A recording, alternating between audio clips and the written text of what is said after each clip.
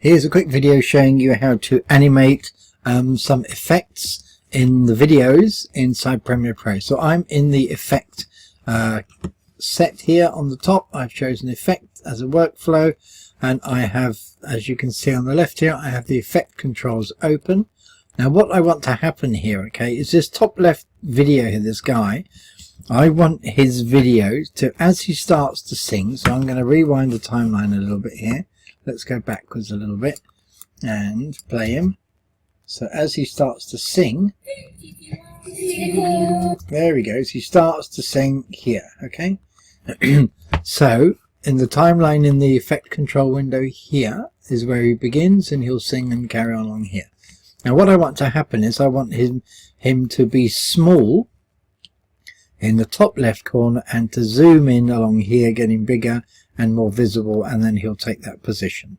Okay, so I need to, at this point, I'm going to move a few things. One thing I'm going to change is in motion, I'm going to change his position and his scale. Okay, these two here. I'm also going to change his opacity in here. Okay, so I'm going to change the position, the scale, and the opacity. So, and I want to automate that change. So what I need to do to automate it, I need to turn this button on. These little buttons here are called the keyframe. Okay, they toggle the keyframe animation. So I'm going to turn it on, and notice it's put a little spot here. Okay, which will make, and I turn on the scale, which will do the same thing. It'll have a spot here, and the same with the opacity. Okay, so these things are called key frames, which means that at this stage in time, this keyframe will respond to this information here. Okay, so if I click on this one and I can say to it, I want him to be smaller. Okay, in the position, I'm going to click on the position one up here. On that one, I want him to be in a different position. So I want him to be on the top side. Okay, he's going to be up there. And then I want him to be transparent to start with. Okay, so down here, I'm going to click on the opacity start keyframe, this one. I'm going to say open up the opacity, and I want to fade him out. So he starts invisible. Okay, and then I'm going to press play. So here we go, play button.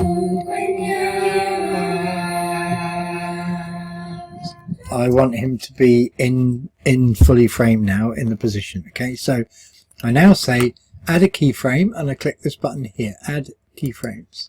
So you can see here I'm adding one for that one, and also opacity. Three things I wish to change. Okay, so let's start with the opacity so I can see him. So I'm going to click on that and say, okay, let's put him back up to 100%.